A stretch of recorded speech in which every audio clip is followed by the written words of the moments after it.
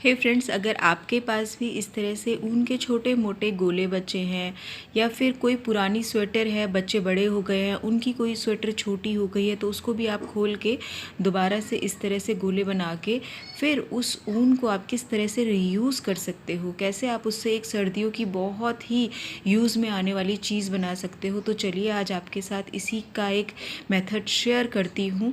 तो हमें सबसे पहले इसके लिए आपको क्या करना है, आपको लेना है इस तरह से एक फॉक। अगर आपके पास फॉक ना भी हो तो आप कोई भी कंघा ले लीजिए। कंघे के 4-5 दांतों के चारों तरफ इस तरह से, जैसे मैं फॉक पे इस ऊन को फेर रही हूँ, ठीक इसी तरह आपको उस पर लपेटना है। जो लपेटते समय आप काउंट कर लीजिए कि कितने लपेट आप लपेट रहे हैं।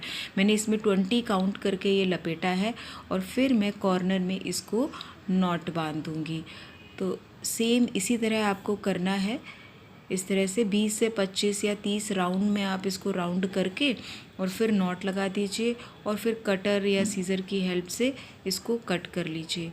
अब आप क्या करेंगे, अब एक सुई धागे में सुई में इसी कलर की ऊन को डाल के एक साइड से दूसरे साइड में इस तरह से निकाल के जो फॉक के एक एंड में जो है इसको इस तरह से अच्छे से टाइट से नॉट बांध लेंगे और एक्स्ट्रा थ्रेड को हम काट लेंगे।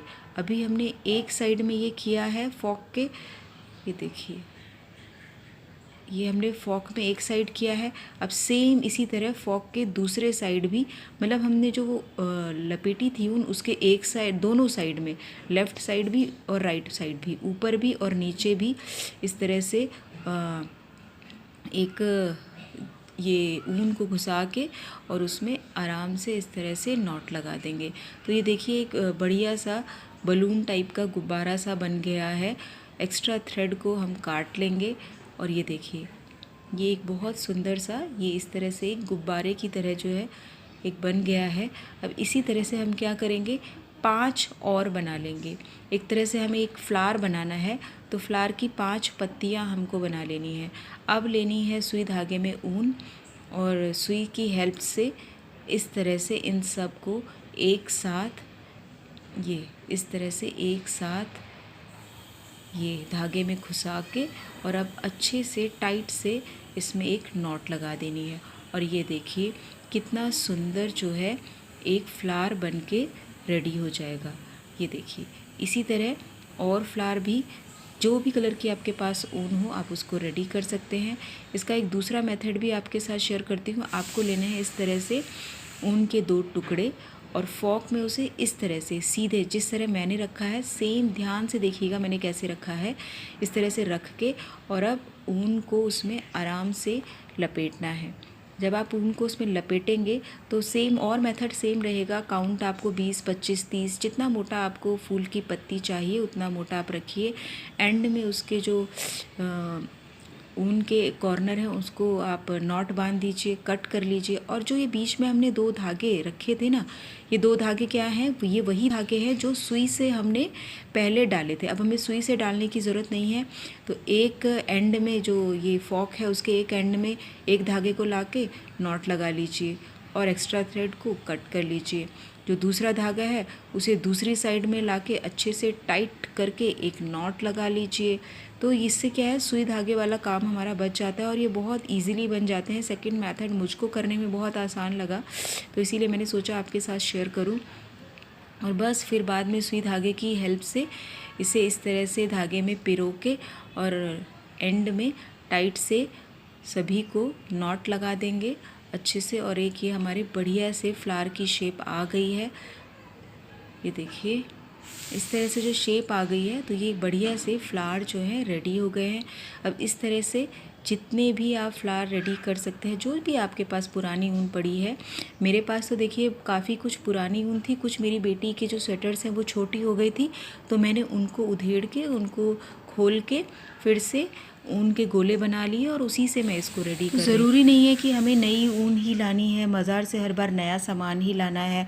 बस थोड़ा सा माइंड लगाने की ज़रूरत होती है, थोड़ा सा अपनी क्रिएटिविटी दिखाने की ज़रूरत होती है।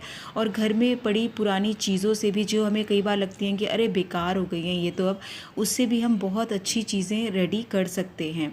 तो तो ये देखिए ये बेकार जो मेरी तो बेटी की जो स्वेटर्स थी वो सारी छोटी हो गई थी, अब किसी काम की नहीं है।